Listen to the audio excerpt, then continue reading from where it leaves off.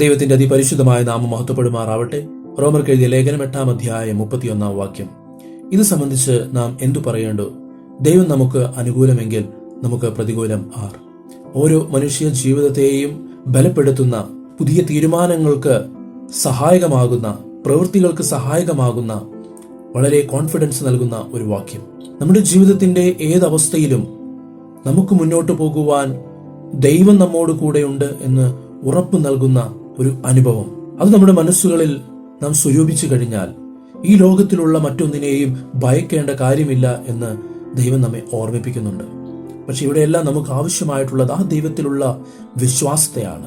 വിശ്വാസം നമ്മിൽ വർദ്ധിക്കുമ്പോൾ ദൈവം നമ്മോട് കൂടെ ഉണ്ട് എന്നുള്ള ഉറപ്പും നമ്മിൽ വർദ്ധിക്കുന്നു. ആർക്കും നമ്മുടെ ജീവിതത്തിൽ പ്രതികൂലമായി നിൽക്കുവാൻ സാധിക്കുകയില്ല. കാരണം നമുക്ക് വേണ്ടി യുദ്ധം ചെയ്യുന്നത് സാക്ഷാൽ യേശുക്രിസ്തുവാണ്.